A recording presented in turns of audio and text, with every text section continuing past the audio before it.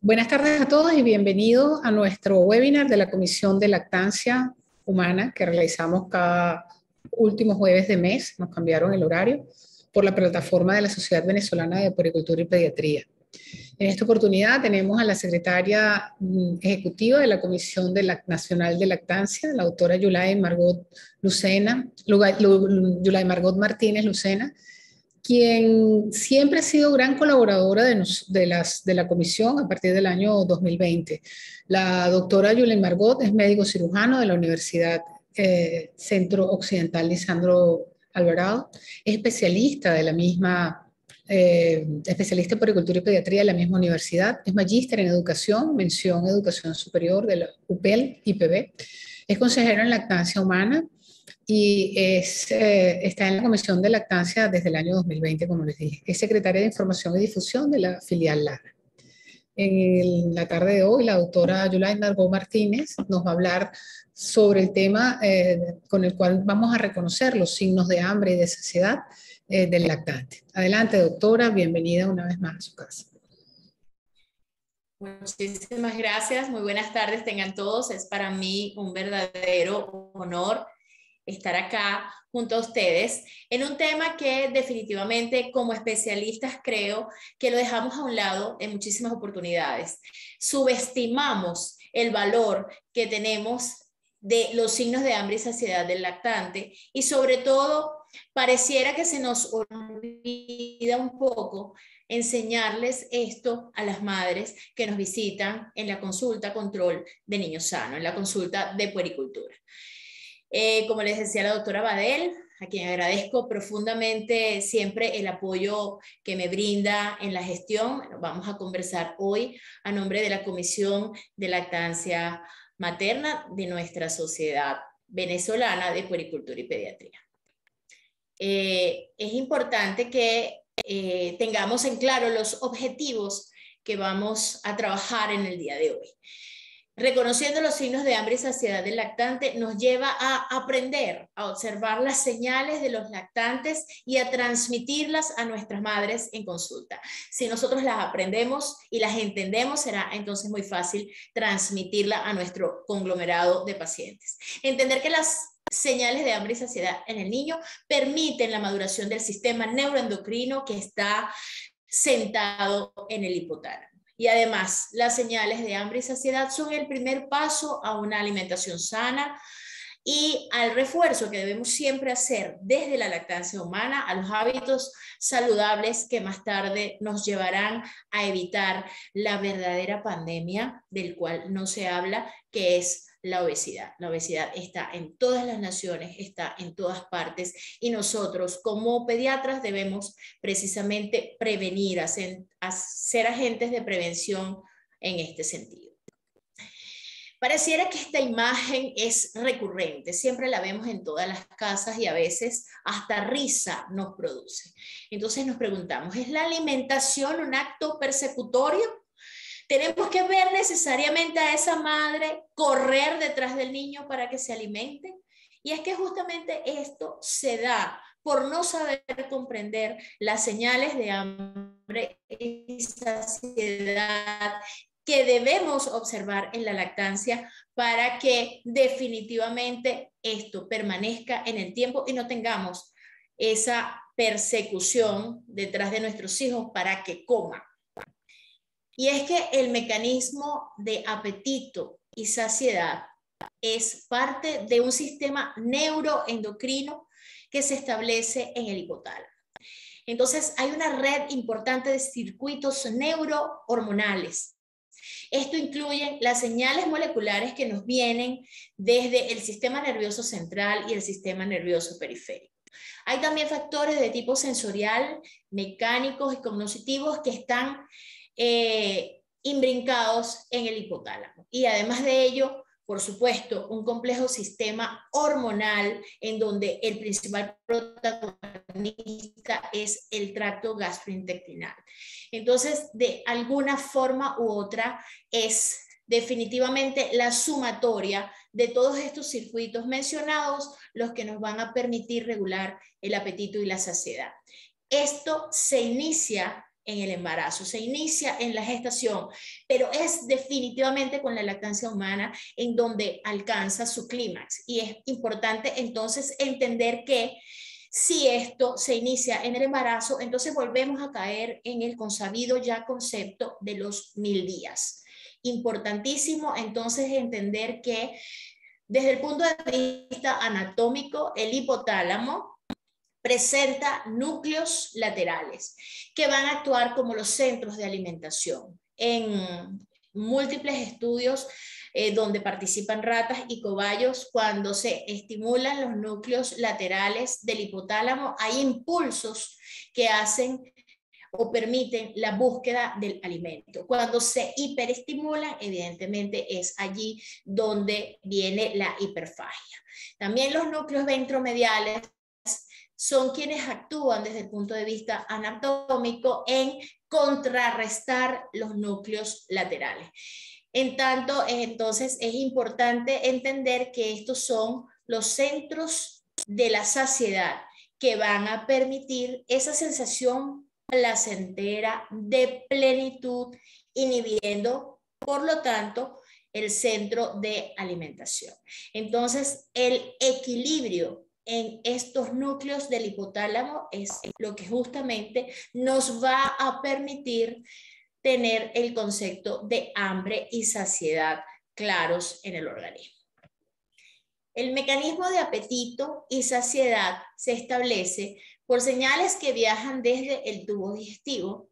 Es importante entonces entender que en ello actúa el llenado de la cámara gástrica. Una cámara gástrica llena es la que justamente va a emitir esos impulsos nerviosos. Adicional a ello, también están las señales químicas. ¿Por qué? Porque tenemos en sangre circulando glucosa, aminoácidos, ácidos grasos, que van a permitir entonces también manejar el concepto de saciedad. Por supuesto, no es solamente las señales nerviosas que conseguimos en el tubo digestivo, sino también las señales hormonales que puedan desprenderse de allí, en donde definitivamente páncreas, hígado son protagonistas principales, además de todas las señales neurohormonales que se transmiten desde el tejido adiposo. Por supuesto que cuando cognitivamente sabemos en la corteza cerebral el impacto que tienen la visión, el olfato y el gusto en la conducta alimentaria, esto también nos va a llevar a entender que el apetito y la saciedad son definitivamente una madeja muy importante que interactúan y trabajan a favor de que este mecanismo sea el más natural posible. Entendiendo entonces que trabajamos en los primeros 2 años de vida en la unidad funcional madre-hijo, en la diada madre-hijo, que es como definitivamente lo comentamos. Entonces hay también que internalizar el concepto de que el primer signo de hambre de un niño comienza en la madre. Entonces, aprendamos a escuchar como buenos consejeros de lactancia que todos deberíamos ser.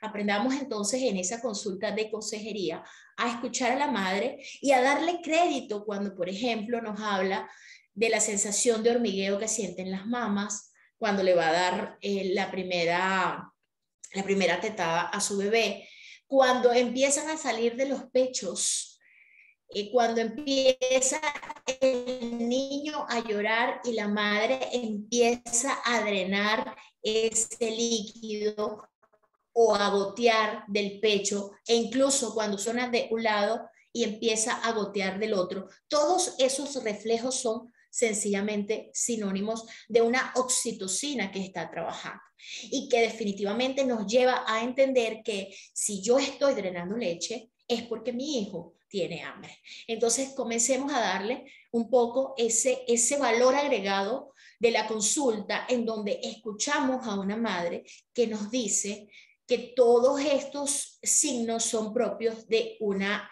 mujer que está alimentando adecuadamente a su bebé. Pero así como también tenemos a la oxitocina, que es la hormona de la felicidad, también entendemos que a nuestras oficinas nos llegan mujeres llenas de cortisol, de hormona que actúa en contraposición a la oxitocina y que nos hace pensar que es una madre que está llena de estrés, que definitivamente también tenemos que aprender a escuchar, que también tenemos que aprender a validar, porque quizás es esa madre que todavía no llega a comprender cuándo y cómo le va a dar de mamar a su hijo. Hay un estudio muy importante que hicieron unos psiquiatras publicados en el año 2014, donde ellos hablaban de que el apego que se hacía efectivo disminuía los niveles de cortisol en las mujeres y por tanto el cortisol disminuye en los niños.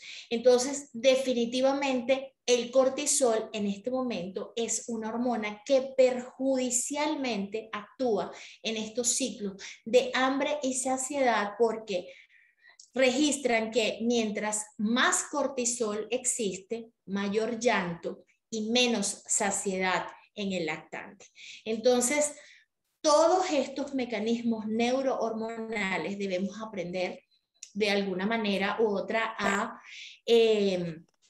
entender, a validar que al tener una madre que no es escuchada, que no es comprendida desde su núcleo familiar y desde nosotros como profesionales de la pediatría, esto sin duda también va a influir en la alimentación de ese lactante. El rol que ejerce la lactancia materna en la regulación del mecanismo innato de apetito y saciedad es preponderante.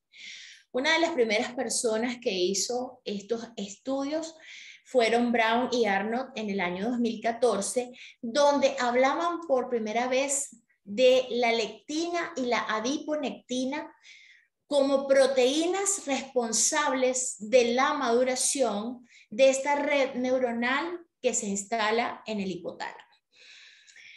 Las lectinas son péptidos muy controversiales. Si nosotros nos metemos en Google, nos damos cuenta que las lectinas más bien están relacionadas a proteínas que se adhieren a la superficie de las células y que producen o generan afinidad hacia los radicales libres y tienen muchísimos estudios registrados en donde son como precursores del cáncer.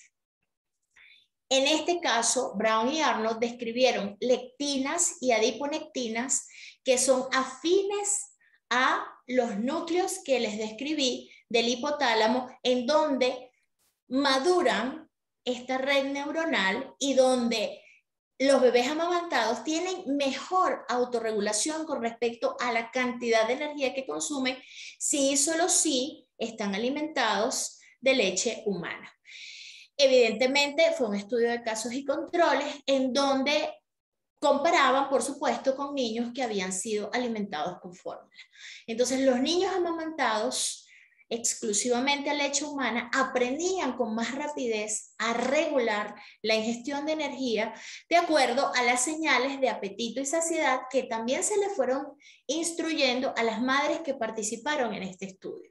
Entonces, definitivamente, hay registros importantes que se están haciendo y que se están trabajando desde el 2014 y nos lleva a hablar o a manejar el concepto que ahora actualmente vemos con más frecuencia en la web, que es el de responsive feeding o alimentación receptiva, como lo describe la Academia Americana de Pediatría.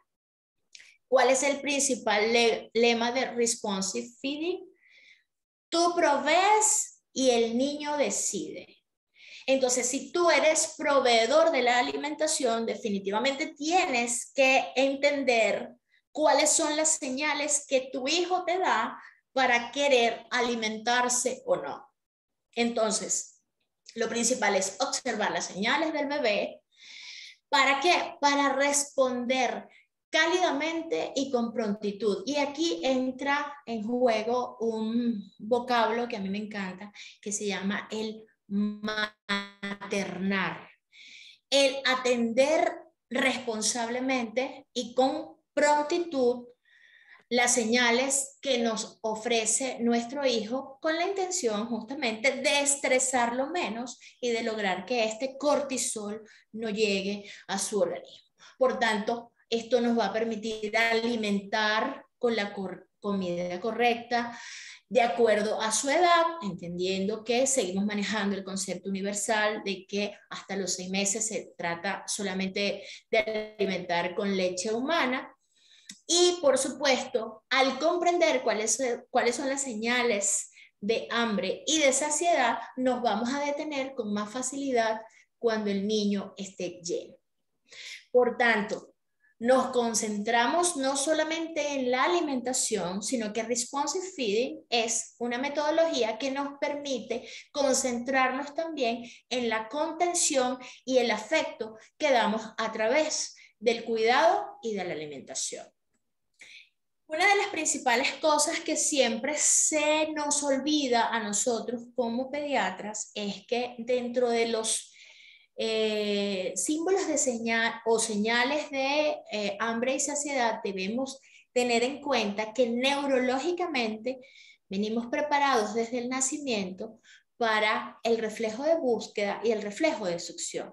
Entonces es muy importante que nosotros le transmitamos a esas madres el reflejo de búsqueda, que es sencillamente tocar la comisura de los labios para provocar el desvío de la boca hacia el lado donde estamos estimulando esto con la intención de saber si el niño está buscando. Pues si el niño observamos que está en ese reflejo, pues más fácil será alimentar. Es un reflejo que desaparece a los 2 meses, al igual que el reflejo de succión. Cuando le acercamos un dedo a la boca del niño, este es capaz de succionarlo, desaparece un poquitico más tarde, desaparece a los 3 meses. Y entonces, luego de estos 3 meses, cuando ya no tenemos el reflejo de búsqueda y el reflejo de succión, ¿cuáles serían las otras señales que nos quedan? Las señales se van instalando y creciendo. A medida que va madurando el hipotálamo, vamos viendo que aparecen de algún modo u otro las señales que van a ir quedando a lo largo del tiempo. Por lo menos hasta los 2 años vamos viendo que los movimientos de mano y boca se colocan en el centro, entendiendo que desde el neurodesarrollo podemos ir observando en ese niño que vamos examinando cómo va madurando las habilidades y destrezas para entender los conceptos de lateralidad, de la colocación de una mano sobre la otra, manejando en los conceptos de centralidad poco a poco y logrando de esta manera que cualquier objeto que ellos logren asir se lo coloquen dentro de la boca. Entonces, incluso desde esa observación temprana del manejo de los objetos que ellos puedan agarrar y de lo que puedan llevarse a su interior, sin duda, pues ya con eso vamos trabajando las señales de hambre en el nené. Por supuesto, la succión, el paladeo, el chasquido y el movimiento de labios que pueden hacer nos lleva a pensar que ello es una señal de hambre que puede aparecer en forma muy temprana, incluso antes de los 3 meses. Pueden rasgar el pecho, pueden rasgar la barriga, pueden hacer movimientos de flexión y extensión de los miembros, no solamente de los brazos, sino también de las piernas. Y el llanto es siempre, y no podemos olvidarnos de eso, el último de los recursos que usa el lactante. Esta es una imagen que siempre vemos circular por la web, incluso la vemos en el Instagram con mucha frecuencia, en donde las señales de hambre que estamos viendo siempre las dividen en señales tempranas, en señales intermedias o en señales tardías. ¿Qué es lo más importante y lo que siempre tenemos que mostrarle a la mamá en nuestra interacción en consulta?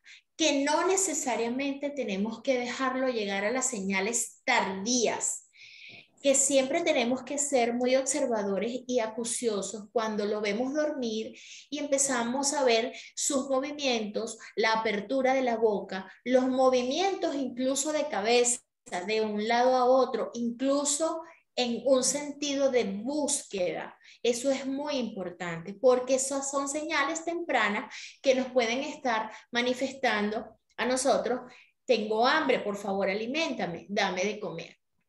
Las señales intermedias, evidentemente, son las mismas señales tempranas, pero que aparecen de algún modo u otro con más énfasis.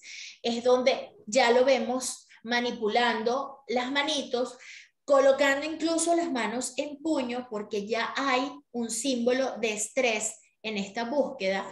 Hay estiramientos, no solamente la flexión y extensión de los miembros, sino un estiramiento corpóreo total para llegar finalmente a el último estadio, que es el llanto importante, cara roja, miembros rojos, se agitan, se estiran y de ahí ya no hay manera de calmarlo. Entonces siempre que lleguemos a este estadio, cuando ya tenemos un bebé estresado, es importante hacerle entender a la mamá que es mejor calmarlos primero con un masaje, dejarles de algún modo u otro que ellos hagan la aprehensión de la mama en el momento que ellos se sientan más tranquilos.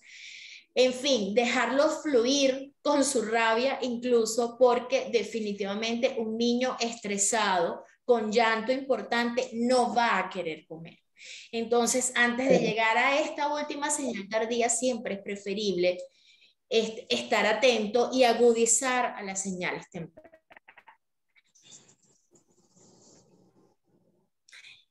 ¿Cuáles serían entonces las contrarias? Las señales de saciedad. El niño que hace succión, pero una succión muy superficial, en donde no hay un buen agarre de la mama. Ese niño que se engancha y se desengancha con frecuencia en el acto del amamantamiento, definitivamente nos habla de un niño que está pleno. El niño que cierra la boca, que gira la cabeza a otro lado, ese niño que se distrae con facilidad, que suelta la mama y empieza a mirar a su alrededor. Particularmente eso lo vemos en los niños ya de más de 6 meses. Eso definitivamente nos está hablando de que hay saciedad y de que definitivamente no necesita seguir comiendo. Y por supuesto está el niño que succiona y se queda dormido en forma inmediata. Entonces, esto es muy importante que se lo transmitamos a las madres, porque hay siempre la preocupación general de que, doctora, mi hijo succiona y la suelta de inmediato, se queda dormido. Entonces, si sabemos que pondoestaturalmente los controles han sido frecuentes y hay un aumento importante del peso y la talla, es un niño entonces que está creciendo y definitivamente si se queda dormido es porque está pleno. No hay más nada que decir al respecto. Entonces es muy importante tranquilizar. Nosotros como especialistas tenemos también esas herramientas porque afortunadamente las madres siempre le creen a los pediatras. Entonces es fundamental hacerles entender que si todo está bien desde el punto de vista pondoestatural, ese niño está comiendo adecuadamente, y si se deja dormir durante la mamada, recordemos que también existe lo que se llama la succión no nutritiva, que es ese enganche que hacen los niños por apego, por el querer de algún modo u otro tranquilizarse, o sencillamente porque quieren disfrutar del calor de su mamá.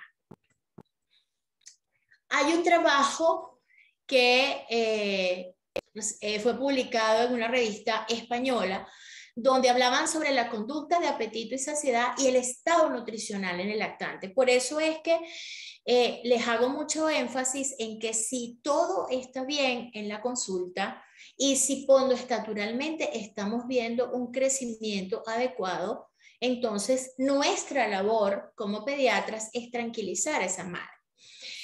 El objetivo principal de este estudio fue identificar cómo percibía la mamá la conducta de alimentación de su hijo, eso lo hicieron a través de un cuestionario, y cómo lo relacionaba con el estado nutricional, trabajando principalmente con niños menores de 6 meses.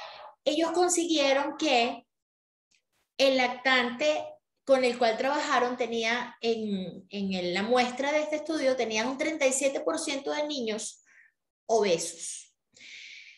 Entonces empezaron a investigar el por qué estaban en obesidad. Era porque sencillamente las madres no entendían cuáles eran las señales de saciedad a las cuales debían prestar atención. No reconocían definitivamente cuándo el niño debía dejar de mamar y se empeñaban y ofrecían, y el niño obviamente, sin tener la madurez del hipotálamo adecuada, seguía obviamente succionando. Entonces, esto explica un poco cómo podemos nosotros ver en algún momento en nuestras consultas niños que están alimentados exclusivamente a leche humana y están por encima del percentil 95. Entonces, es ahí donde vale la pena preguntarse, ¿estamos definitivamente dándole la instrucción a la mamá de cuáles son las señales de saciedad a las cuales ellas deben estar atentas? ¿Está esa madre sobrealimentando? Porque en muchas ocasiones también escuchamos, bueno, se está alimentándose con leche humana exclusivamente, no importa que sea gordito. Pero sabemos también que estadísticamente el 70% de los niños que nacen de un papá y de una mamá obesas pueden también ellos llegar a ser obesos en un futuro. Entonces, es un poco como para irnos más allá de este estudio y entender que si hay una distorsión de apetito y saciedad en la familia y genéticamente ya tienen el sustrato, por supuesto que este niño va a ser también un obeso. Siempre vemos a una abuela, esta foto es de mi hijo de cuando tenía 2 meses. ¿Será que tomó? ¿Será que definitivamente se alimentó? Y entonces vemos todas las señales de saciedad, incluso visibles en el bebé. Vemos una leche que se derrama prácticamente por las comisuras del niño, sentimos la deglución, sentimos que hay una buena transferencia de la leche y todavía nos seguimos preguntando, ¿será que está pleno? Y siempre existirá la abuela que quiere meterle el biberón porque quiere complementar la leche humana que le están dando al niño. Entonces, sin duda, pues, estas son de las principales interferencias que nosotros vemos en lo que son las señales de hambre y saciedad en el bebé. ¿Hay alguna interferencia con ellas? Por supuesto que las hay y las hacemos nosotros mismos desde nuestras creencias, desde lo que manejamos en casa, desde la angustia de una abuela que a pesar de estar haciendo un acompañamiento a ese núcleo familiar o a esa diada, si no tiene el conocimiento, sin duda alguna va a ser una interferencia en la interpretación de estas señales de hambre y saciedad que les mencioné anteriormente. Entonces, definitivamente es hora de combatir un tema de tiempo. Siempre hablan de que la lactancia materna tiene que tener un tiempo definido, eso ya sabemos que es bastante discutible, que aquellas fórmulas que hay que dar posterior a la leche humana para reforzar de que el estómago quede lleno y duerma un poco más, son definitivamente distorsionadores. Recordemos que si tenemos una cámara gástrica plena, vamos a enviar una señal al hipotálamo equivocada. Si tenemos una cámara gástrica al doble de su capacidad o al triple de su capacidad, definitivamente vamos a ir también acostumbrando a que mientras más llena esta cámara gástrica, vamos entonces a hacer un reflejo o una modificación de esta madurez que fisiológicamente debe instaurarse en esta red de circuitos de las cuales le conversé del hipotálamo. Por supuesto, está también entonces este mito que siempre vemos, que luego de la alimentación complementaria tenemos que colocar una fórmula, porque todavía a muchas familias no les cabe la idea en la cabeza de que luego de la alimentación complementaria podemos seguir perfectamente acompañando con leche humana. Y de hecho su nombre así lo dice, es leche humana y alimentación complementaria. ¿Complementaria a quién? A la leche, definitivamente a la leche que estamos dando.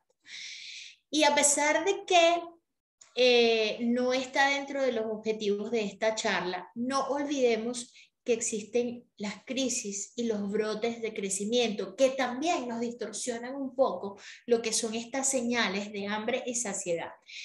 Y es que los brotes de crecimiento aparecen justamente para incrementar desde el punto de vista neurohormonal el incremento necesario para que podamos aumentar peso y talla en momentos fisiológicamente puntuales. Entonces, durante el primer año de vida, estos son las crisis o brotes de crecimiento que se describen y los cuales solo nos hace entender que la labor de paciencia y trabajo emocional o la conexión que tenemos con esta mamá de nosotros como profesionales debe hacerle sentir a la mamá de que esta es una situación puntual y temporal, que no va a ser todo el tiempo así.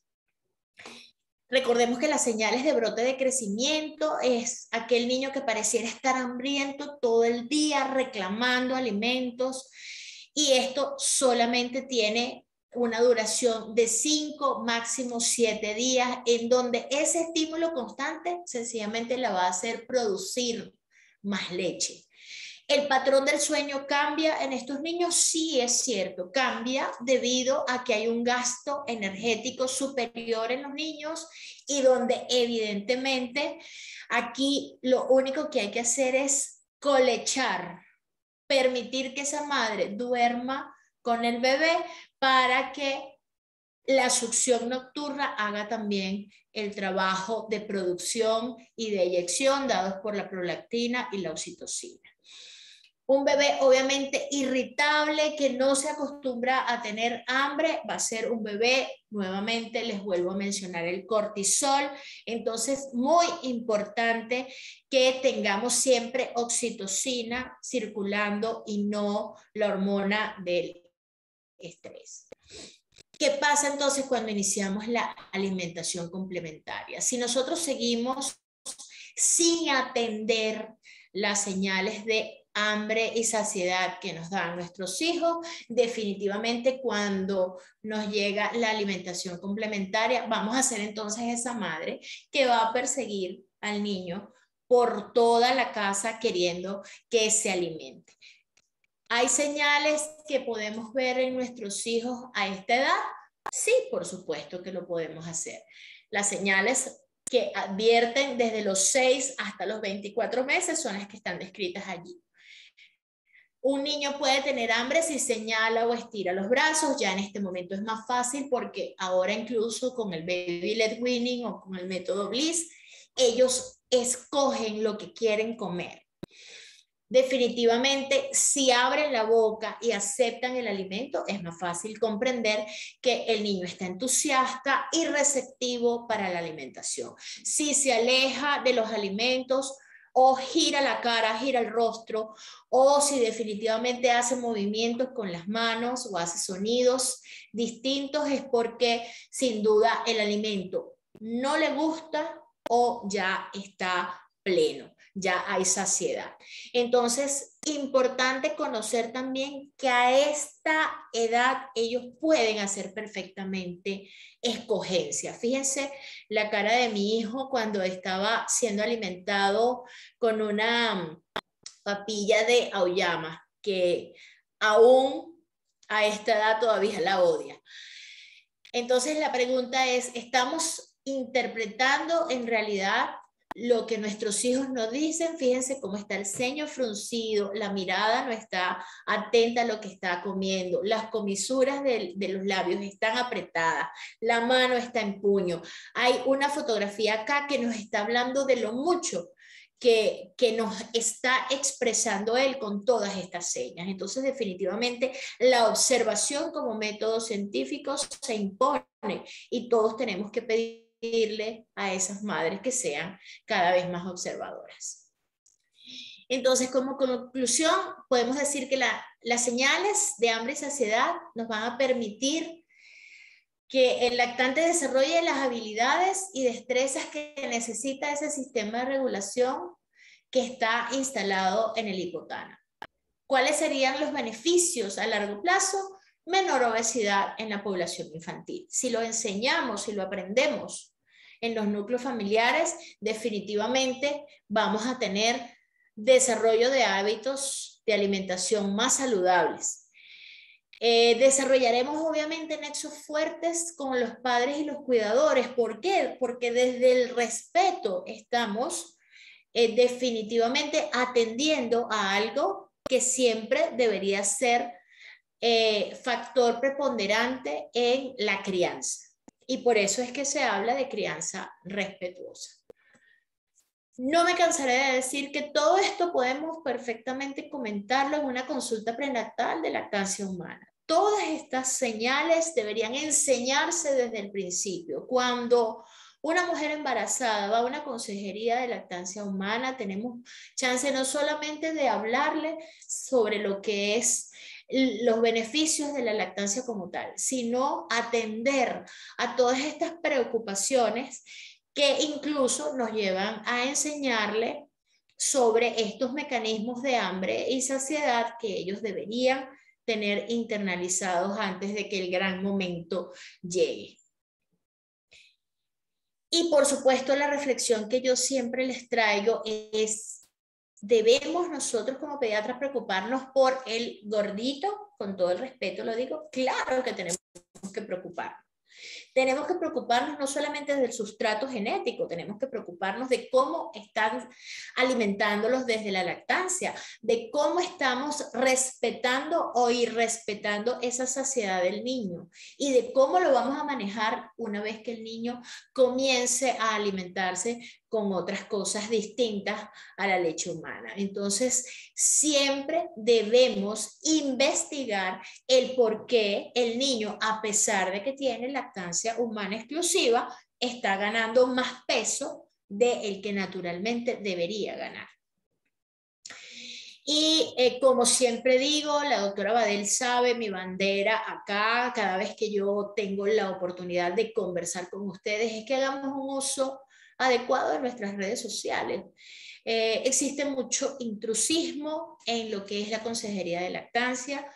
Lamentablemente nos hemos dejado robar este terreno. Deberíamos ser nosotros los pediatras los que hablemos de estas cosas y no cuanta persona quiere instruirse con cursos breves sin ningún tipo de formación académica y profesional y de pronto sacan una red de 10.000 usuarios, 15.000 usuarios en donde publican cosas desde la verdad o desde la mentira, pero que sin duda nos están dejando a nosotros de lado en una labor que debe ser sencillamente nuestra.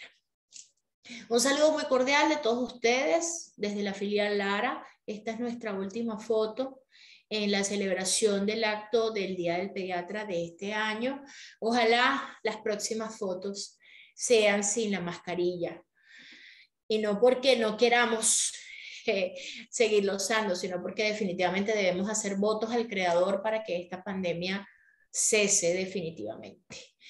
Tengo una página web, www.yuleimargotpediatra.com, estoy a la orden. También manejo redes sociales como todos nosotros y posteo muchas cosas de lactancia. Me atrevería a decir que es lo que más trato de poner en mis redes sociales. Y les voy a poner brevemente un videíto porque me parece muy importante puntualizar que hay muchas cosas, muchas herramientas educativas que tenemos a mano y que podemos incluso bajar en nuestras computadoras y mostrárselo a los padres en consulta, que por ejemplo este video solamente tiene 50 segundos y no nos llevaría mayor tiempo mostrarlo para que vean qué fácil y qué educativo es hablar de esto en consulta. ¿Qué es el reflejo de búsqueda?